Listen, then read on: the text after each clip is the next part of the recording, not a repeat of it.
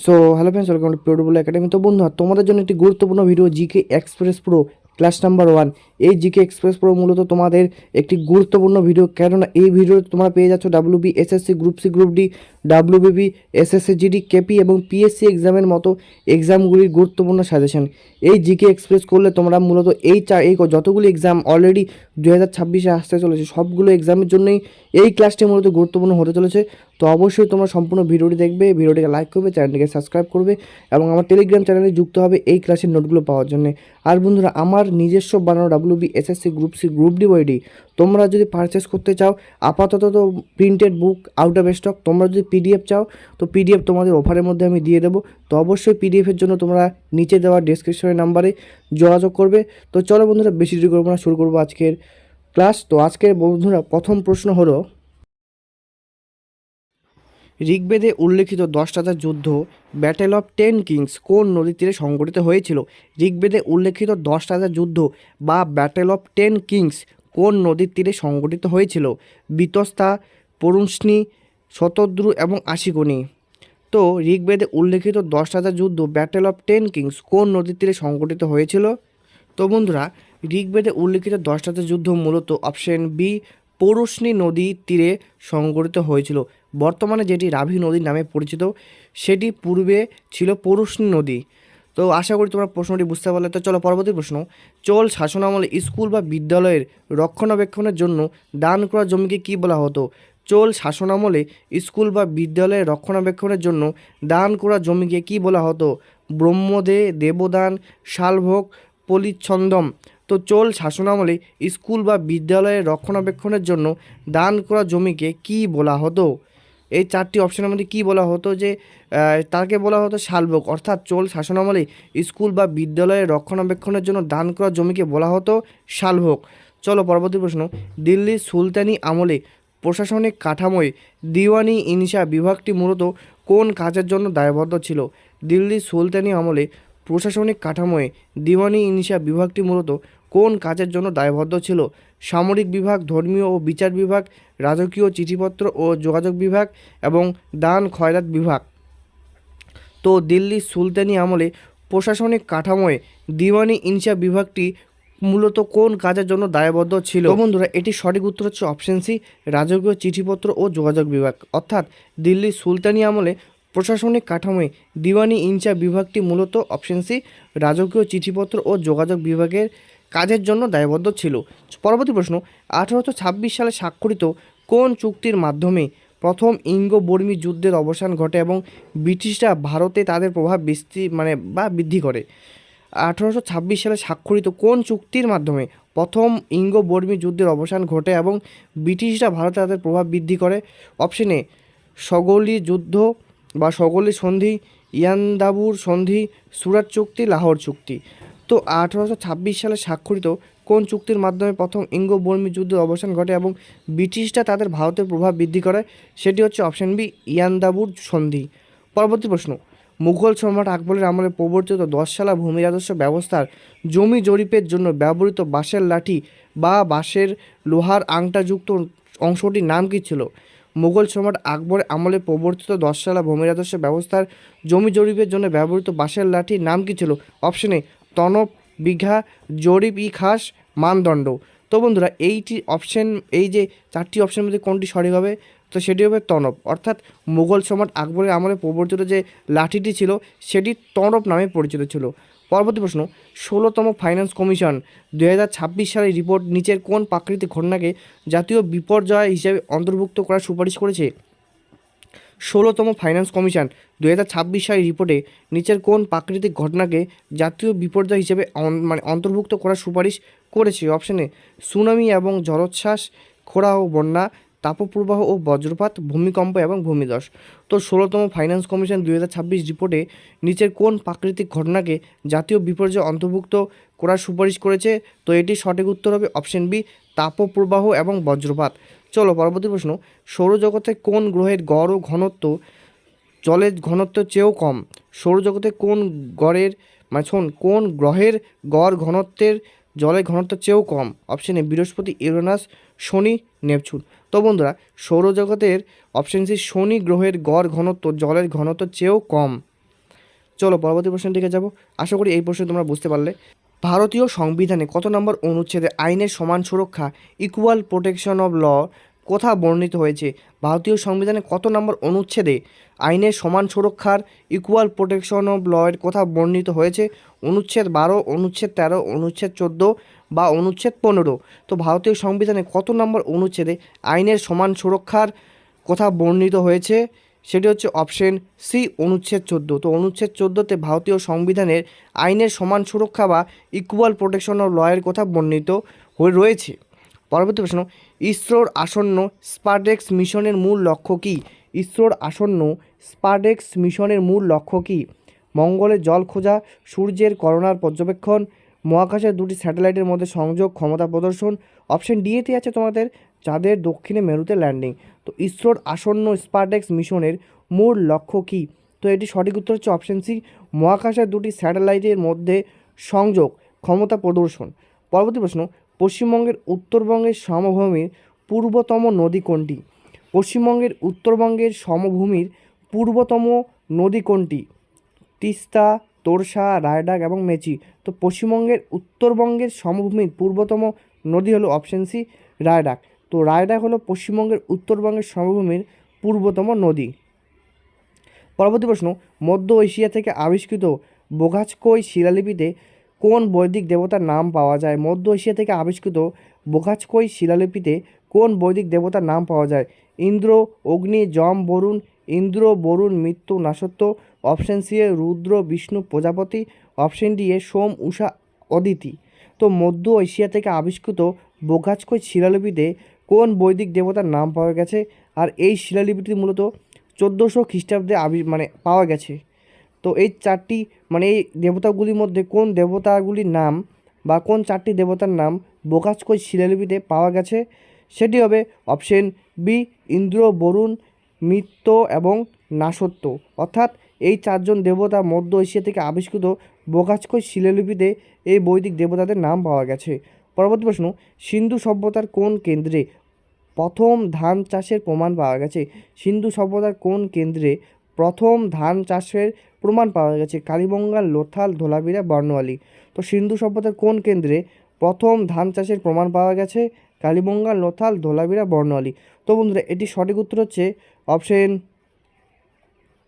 এ, কালীবঙ্গানে। তো কালীবঙ্গানে সিন্ধু সভ্যতার কালীবঙ্গান প্রত্নস্থানে সিন্ধু সভ্যতার প্রথম ধান চাষের প্রমাণ পাওয়া গেছে। চলো পরবর্তী প্রশ্ন, 1876 সালে কলকাতা ইন্ডিয়ান অ্যাসোসিয়েশন বা ভারতসভা কে প্রতিষ্ঠা করেছিলেন? 1876 সালে কলকাতায় ইন্ডিয়ান অ্যাসোসিয়েশন বা ভারতসভা কে প্রতিষ্ঠা করেছিলেন? ডব্লিউ.সি. ব্যানার্জি, সুরেন্দ্রনাথ গঙ্গোপাধ্যায়, আনন্দমোহন বসু এবং উমেশচন্দ্র বিদ্যাসাগর। অপশন ডি এ অরবিন্দ ঘোষ। তো 1876 সালে কলকাতায় ইন্ডিয়ান অ্যাসোসিয়েশন বা ভারতসভা প্রতিষ্ঠা করেছিলেন অপশন বি, সুরেন্দ্রনাথ বন্দ্যোপাধ্যায় এবং আনন্দমোহন বসু।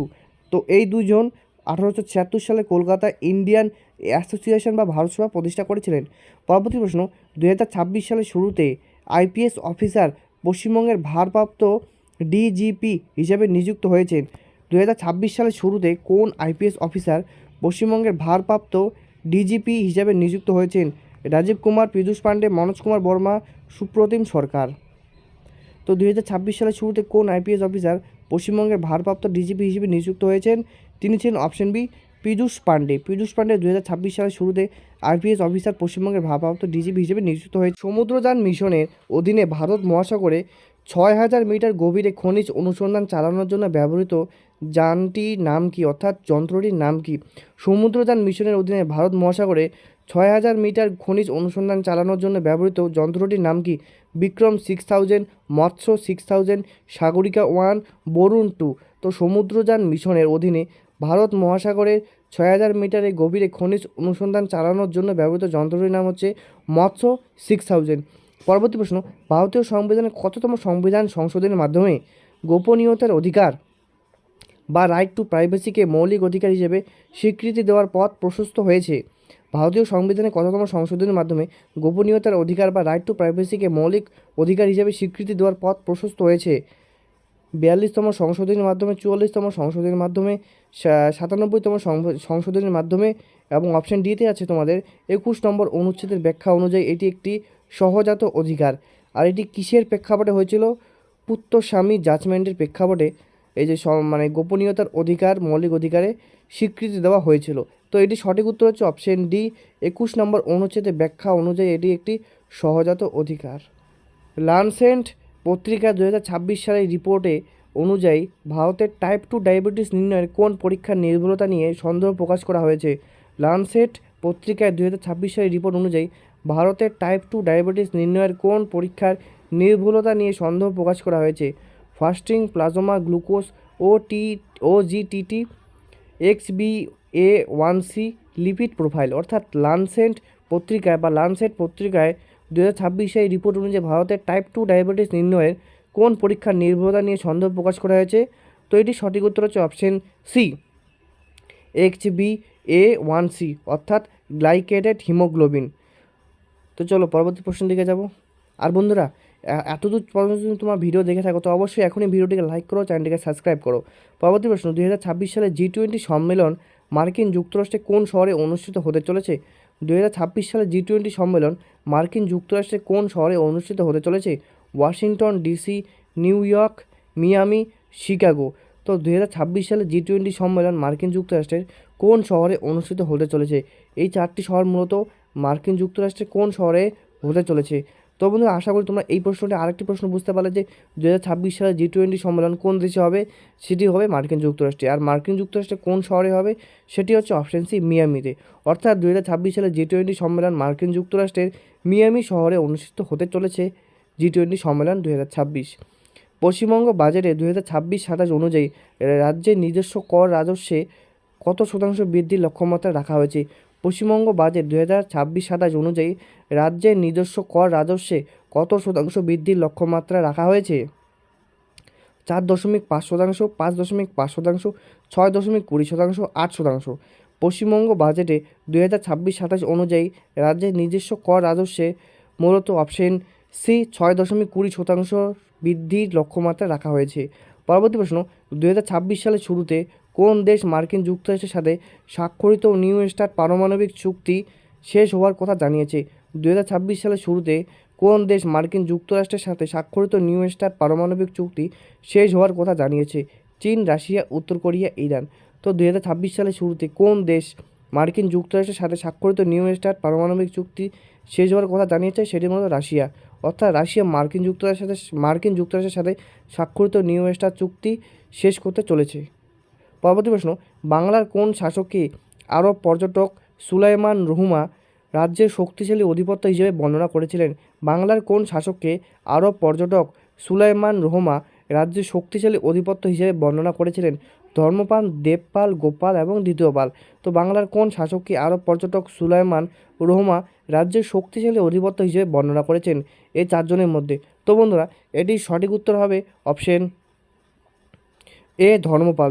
বাংলার ধর্মপালকে আরব পর্যটক সুলাইমা রাজ্যের শক্তিশালী অধিপত্য হিসেবে বর্ণনা করেছিলেন। তাহলে সুলাইমা রুহুমা কোথাকার ছিলেন? আরবের ছিলেন। তিনি ভারতে এসেছিলেন পর্যটক হিসাবে। চলো পরবর্তী প্রশ্ন, হরপ্পা সভ্যতার কোন প্রত্নক্ষেত্রে উটের হাড়ের অবশেষ আবিষ্কৃত হয়েছে? হরপ্পা সভ্যতার কোন প্রত্নক্ষেত্রে উটের হাড়ের অবশেষ আবিষ্কৃত হয়েছে? লোথাল, কালিবঙ্গান, সুরকোটাদা, চানহুদারো। হরপ্পা সভ্যতার কোন প্রত্নক্ষেত্রে উটের হাড়ের অবশেষ আবিষ্কৃত হয়েছে? এই 4টি স্থানের মধ্যে কোন স্থানে সর্বপ্রথম উটের হাড়ের অবশেষ আবিষ্কৃত হয়েছে? সেটি হলো অপশন বি, কালিবঙ্গান। রাজস্থানের হনুমানগড় জেলার অবস্থিত কালিবঙ্গান প্রত্নক্ষেত্রে উটের হাড়ের অবশেষ পাওয়া গেছে সর্বপ্রথম। তবে পরবর্তীতে সুরকোটাদায়ও পাওয়া গেছে। এবং যে ঘোড়ার হাড়ের অবশেষ সুরকোটাদায় প্রথম পাওয়া গেছে। এবং উটের হাড়ের অবশেষ প্রথম পাওয়া গেছে কালিবঙ্গান রাজস্থানে। চলো পরবর্তী প্রশ্ন, 1926 সালে লাহোর নওজওয়ান সভা কে প্রতিষ্ঠা করেছিলেন? 1926 সালে লাহোর নওজওয়ান সভা কে প্রতিষ্ঠা করেছিলেন? সূর্য সেন, ভগৎ সিং, চন্দ্রশেখর আজাদ, লালা লাজপত রায়। 1926 সালে লাহোরে নওজওয়ান ভারত সভা কে প্রতিষ্ঠা করেছিলেন? সূর্য সেন, ভগৎ সিং, চন্দ্রশেখর আজাদ, লালা লাজপত রায়। তো 1926 সালে নওজোয়ান ভারত সভা কে প্রতিষ্ঠা করেছিলেন? তিনি ছিলেন অপশন বি ভগৎ সিং। ভগৎ সিং 1926 সালে লাহোর নওজোয়ান ভারত সভা প্রতিষ্ঠা করেছিলেন। চলো পরবর্তী প্রশ্ন। তিস্তা নদী তিব্বতের চুম্বী উপত্যকায় কী নামে পরিচিত? তিস্তা নদী তিব্বতের চুম্বী উপত্যকা কী নামে পরিচিত? আমচু, মাচু, সাংপো এবং ডিহং। তো তিস্তা নদী তিব্বতের চুম্বী উপত্যকার নাম কি? অর্থাৎ তিস্তা নদী তিব্বতের চুম্বী উপত্যকা কী নামে পরিচিত? এই চারটি অপশনের মধ্যে আমচু, মাচু, সাংপো, ডিহং। তো বন্ধুরা এটি সঠিক উত্তর হচ্ছে অপশন বি মাচু। তিস্তা নদীর তিব্বতের চুম্বী উপত্যকা মূলত মাচি নামে পরিচিত বা মাচু নামে পরিচিত। দক্ষিণবঙ্গের সর্বোচ্চ শৃঙ্গ কোনটি? দক্ষিণবঙ্গের সর্বোচ্চ শৃঙ্গ কোনটি? সান্দাকফু, গোর্গাবুরু, বিহারীনাথ, পরেশনাথ। তো দক্ষিণবঙ্গের সর্বোচ্চ শৃঙ্গ কোনটি? দক্ষিণবঙ্গের, নট পশ্চিমবঙ্গ। দক্ষিণবঙ্গের সর্বোচ্চ শৃঙ্গ কোনটি? আর যদি পশ্চিমবঙ্গ হতো তাহলে হতো অপশন এ সান্দাকফু। যেহেতু দক্ষিণবঙ্গ আছে সেক্ষেত্রে উত্তর হবে অপশন বি গোর্গাবুরু। পরবর্তী প্রশ্ন। ভারতের প্রথম দেশীয় গ্রিন ইউরিয়া প্ল্যান্ট কোন রাজ্যে স্থাপিত হতে চলেছে? ভারতের দেশীয় গ্রিন ইউরিয়া প্ল্যান্ট কোন রাজ্যে স্থাপিত হতে চলেছে? পশ্চিমবঙ্গ, অন্ধ্রপ্রদেশ, গুজরাট, কর্ণাটক। ভারতের প্রথম দেশীয় গ্রিন ইউরিয়া প্ল্যান্ট কোন রাজ্যে স্থাপিত হতে চলেছে? পশ্চিমবঙ্গ, অন্ধ্রপ্রদেশ, গুজরাট, কর্ণাটক। তো বন্ধুরা গ্রিন ইউরিয়া প্ল্যান্ট মূলত অপশন বি অন্ধ্রপ্রদেশে স্থাপিত হতে চলেছে। তো ভারতের প্রথম দেশীয় গ্রিন ইউরিয়া প্ল্যান্ট এটি অপশন বি অন্ধ্রপ্রদেশে স্থাপিত হতে চলেছে। 1932 সালে ঐতিহাসিক পুনা চুক্তি মহাত্মা গান্ধীর হয়ে নিচে কে স্বাক্ষর করেছিলেন? 1932 সালে ঐতিহাসিক পুনা চুক্তি মহাত্মা গান্ধীর হয়ে নিচের কে স্বাক্ষর করেছিলেন? জওহরলাল নেহেরু, মদন মোহন মালব্য, রাজেন্দ্র প্রসাদ, বি.আর. আম্বেদকর, যিনি বিপক্ষে ছিলেন। তো 1932 সালে ঐতিহাসিক পুনা চুক্তি মহাত্মা গান্ধীর হয়ে নিচে কে স্বাক্ষর করেছিলেন? জওহরলাল নেহেরু, মদন মোহন মালব্য এবং রাজেন্দ্র প্রসাদ। বি.আর. আম্বেদকর হবে না, কারণ বি.আর. আম্বেদকর বিপক্ষে ছিলেন। তো 1932 সালে ঐতিহাসিক পুনা চুক্তি মহাত্মা গান্ধীর হয়ে স্বাক্ষর করেছিলেন অপশন বি মদন মোহন মালব্য। তিনি মহাত্মা গান্ধীর হয়ে নিচে স্বাক্ষর করেছিলেন পুনা চুক্তিতে। চলো পরবর্তী প্রশ্ন। ভৌতবিজ্ঞানের ভাষায় মাচ 5 অপেক্ষা বেশি গতিবেগকে কী বলা হয়? ভৌতবিজ্ঞানের ভাষায় মাচ 5 অপেক্ষা বেশি গতিবেগকে কী বলা হয়? Supersonic, subsonic, hypersonic, ultrasonic. ভৌতবিজ্ঞানের ভাষায় মাচ 5 অপেক্ষা বেশি গতিবেগকে কী বলা হয়? Option C hypersonic. তো হাইপারসনিক ভৌতবিজ্ঞানের ভাষা মাচ 5-এর বেশি গতিবেগকে হাইপারসনিক বলা হয়। বুলগেরিয়া 2026 সালে 1 জানুয়ারি কোন আন্তর্জাতিক মুদ্রা সংঘের 21তম সদস্য হিসেবে যোগদান করেছে? বুলগেরিয়া 2026 সালে 1 জানুয়ারি কোন আন্তর্জাতিক মুদ্রা সংঘের 21তম সদস্য হিসেবে যোগদান করেছে? ওপেক, আসিয়ান, ইউরোজোন এবং নাফটা। তো এটি সঠিক উত্তর অপশন সি ইউরোজোন। তো বুলগেরিয়া 2026 সালে 1 জানুয়ারি মুদ্রা সংঘের 21তম সদস্য হিসেবে যোগদান করেছে ইউরোজোন। পরবর্তী প্রশ্ন। মিলানো কার্টিনা 2026 অলিম্পিক উইন্টার গেমসের মশাল বাহক হিসেবে কোন ভারতীয় অলিম্পিয়ানের নাম মনোনীত হয়েছে? মিলানো কার্টিনা 2026 অলিম্পিক উইন্টার গেমসে মশাল বাহক হিসেবে কোন ভারতীয় অলিম্পিয়ানের নাম মনোনীত হয়েছে? নীরজ চোপড়া, অভিনব বিন্দ্রা, পি.ভি. সিন্ধু, অপশন ডি পি.টি. ঊষা। তো মিলানো কার্টিনা 2026 উইন্টার গেমসের মশাল বাহক হিসেবে কোন ভারতীয় হবে? অভিনব বিন্দ্রা অলিম্পিয়ানের নাম মনোনীত হয়েছে। বৌদ্ধ ধর্মের প্রসারে বৌদ্ধ ডায়মন্ড টেম্পল ভারতের কোন রাজ্যে অবস্থিত?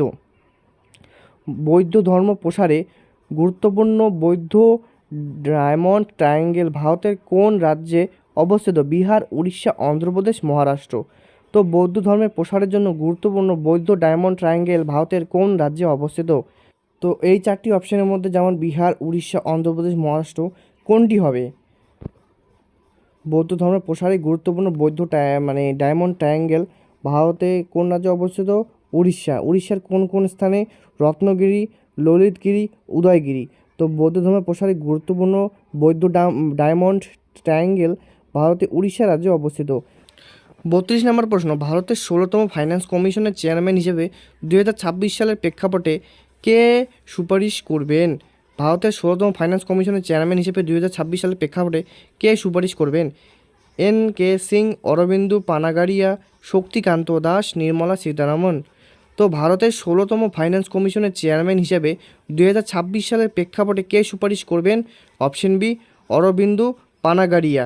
অর্থাৎ অরবিন্দু পানাগারিয়া ভারতের 16তম ফাইন্যান্স কমিশনের চেয়ার হিসাবে 2026 সালের প্রেক্ষাপট সুপারিশ করবে। পরবর্তী প্রশ্ন, পশ্চিমবঙ্গের তাজপুর গভীর সমুদ্র বন্দরকে 2026 সালের সরকারি বিজ্ঞপ্তি অনুযায়ী কোন ধরনের বন্দরের মর্যাদা দেওয়া হয়েছে? পশ্চিমবঙ্গের তাজপুর গভীর সমুদ্র বন্দরকে 2026 সালের সরকারি বিজ্ঞপ্তি অনুযায়ী কোন ধরনের বন্দরের মর্যাদা দেওয়া হয়েছে? Major port, non major port, riverine port, dry port. তো পশ্চিমবঙ্গের তাজপুর গভীর সমুদ্র বন্দরকে 2026 সালে সরকারি বিজ্ঞপ্তি অনুযায়ী কোন ধরনের বন্দরের মর্যাদা দেওয়া হয়েছে? এই চারটি অপশনের মধ্যে major port, non major port, riverine port, dry port. তো এটির উত্তর হচ্ছে option B, non major port. 2026 সালে ঐতিহাসিক ক্যালেন্ডার অনুযায়ী পানিপথের প্রথম যুদ্ধের 1526 থেকে কত বছর পূর্ণ হতে চলেছে? 2026 সালের ঐতিহাসিক ক্যালেন্ডার অনুযায়ী পানিপথের প্রথম যুদ্ধ 1526 কত বছর পূর্ণ হতে চলেছে? 400 বছর, 450 বছর, 500 বছর এবং 550 বছর। তো 2026 সালের ঐতিহাসিক ক্যালেন্ডার অনুযায়ী পানিপথের প্রথম যুদ্ধের অপশন সি 500 বছর পূর্ণ হতে চলেছে 2026 থেকে 1526। পরবর্তী প্রশ্ন, নিচের কোন গ্রহটির উপগ্রহের সংখ্যা 2026 সালের তথ্য অনুযায়ী সর্বাধিক? নিচের কোন গ্রহটির উপগ্রহের সংখ্যা 2026 সালের তথ্য অনুযায়ী সর্বাধিক? টোটাল 274টি, বৃহস্পতি, শনি, ইউরেনাস, নেপচুন। তো নিচের কোন গ্রহটির উপগ্রহের সংখ্যা 2026 সালের তথ্য অনুযায়ী সর্বাধিক? সেটি হচ্ছে অপশন বি, শনি। তো শনি সর্বাধিক উপগ্রহ 2026 সালের তথ্য অনুযায়ী। ভারতীয় সংবিধানের দলত্যাগ বিরোধী আইন অ্যান্টি ডেফিনেশন ল কততম তপশিলে অন্তর্ভুক্ত? অষ্টম, নবম, দশম, একাদশ। ভারতীয় সংবিধানের দলত্যাগ বিরোধী আইন অ্যান্টি ডেফিনেশন ল কততম তপশিলে অন্তর্ভুক্ত? অষ্টম, নবম, দশম, একাদশ। তো ভারতীয় সংবিধানের দলত্যাগ বিরোধী আইন কততম তপশিলে অন্তর্ভুক্ত? এটি একটি গুরুত্বপূর্ণ প্রশ্ন তোমাদের 2026 যে কোনো এক্সামের জন্য। তো এটির উত্তর হচ্ছে অপশন সি, দশম তপশিলে। অর্থাৎ ভারতীয় সংবিধানের দলত্যাগ বিরোধী আইন মূলত অপশন সি, দশম তপশিলে অন্তর্ভুক্ত। এটি একটি গুরুত্বপূর্ণ প্রশ্ন। তো চলো পরবর্তী প্রশ্ন, 2026 সালে ভারতের কোন বিমানবন্দর এশিয়ার বৃহত্তম সিভিল অ্যাভিয়েন্স ইভেন্ট উইংস 2026 আয়োজন করেছে? 2026 সালে ভারতের কোন বিমানবন্দর এশিয়ার বৃহত্তম সিভিল অ্যাভিয়েন্স ইভেন্ট উইংস ইন্ডিয়া 2026 আয়োজন করেছে? দমদম বিমানবন্দর, বেগমপেট বিমানবন্দর, পালম বিমানবন্দর এবং কেপেনগৌড়া বিমানবন্দর। তো 2026 সালে ভারতের কোন বিমানবন্দর এশিয়ার বৃহত্তম সিভিল অ্যাভিয়েন্স ইভেন্ট উইংস ইন্ডিয়া 2026 আয়োজন করেছে? এই চারটি বিমানবন্দরের মধ্যে। তো বন্ধুরা, এটির সঠিক উত্তর হচ্ছে অপশন বি, বেগমপেট বিমানবন্দর, যেটি মূলত হায়দ্রাবাদে অবস্থিত। অর্থাৎ 2026 সালে ভারতের বেগমপেট বিমানবন্দর এশিয়ার বৃহত্তম সিভিল অ্যাভিয়েন্স ইভেন্ট উইংস ইন্ডিয়া 2026 আয়োজন করতে চলেছে। পরবর্তী প্রশ্ন, পশ্চিমবঙ্গের কোন জেলায় পূর্ব ভারতের প্রথম এবং ভারতের ষষ্ঠ জ্যোতির্বৈজ্ঞানিক মানমন্দির উদ্বোধন করা হয়েছে? পশ্চিমবঙ্গের কোন জেলায় পূর্ব ভারতের প্রথম এবং ভারতের ষষ্ঠ জ্যোতির্বৈজ্ঞানিক মানমন্দির উদ্বোধন করা হয়েছে? বাঁকুড়া, পুরুলিয়া, দার্জিলিং, বীরভূম। তো পশ্চিমবঙ্গের কোন জেলায় পূর্ব ভারতের প্রথম ভারতের ষষ্ঠ জ্যোতির্বৈজ্ঞানিক মানমন্দির উদ্বোধন করা হয়েছে? বাঁকুড়া, পুরুলিয়া, দার্জিলিং এবং বীরভূম। এটি সঠিক উত্তর হচ্ছে অপশন বি, পুরুলিয়া। তো পুরুলিয়ায় পশ্চিমবঙ্গের পূর্ব ভারতের প্রথম ভারতের ষষ্ঠ জ্যোতির্বৈজ্ঞানিক মানমন্দির উদ্বোধন করা হয়েছে। বাংলা যুবসাথী প্রকল্পের অধীনে পশ্চিমবঙ্গের বেকার যুবক যুবতীদের মাসিক কত টাকা ভাতা প্রদানের ঘোষণা হয়েছে? বাংলা যুবসাথী প্রকল্পের অধীনে পশ্চিমবঙ্গের বেকার যুবক যুবতীদের মাসিক কত টাকা ভাতা দেওয়ার কথা ঘোষণা করা হয়েছে? 1000, 1200, 1500 এবং 2000।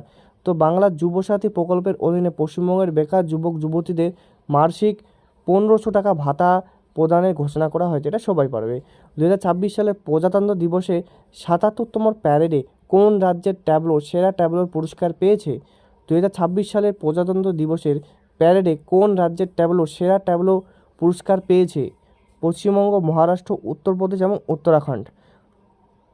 তো 2026 সালে প্রজাতন্ত্র দিবসের অপশন বি মহারাষ্ট্র রাজ্য প্যারেডে রাজ্যের ট্যাবলো সেরা ট্যাবলো পুরস্কার পেয়েছে, সেটা হচ্ছে অপশন বি মহারাষ্ট্র। তাদের থিম ছিল গণেশ উৎসব থিম। তো বন্ধুরা, আশা রাখবো এতটুকু তোমাদের ভিডিওটি ভালো লেগেছে। তো বন্ধুরা, ভিডিওটি যদি ভালো লেগে থাকে অবশ্যই ভিডিওটিকে লাইক করবে, চ্যানেলটিকে সাবস্ক্রাইব করবে এবং আমার পাশে থাকবে। তোমাদের আজকের জন্য বাই বাই।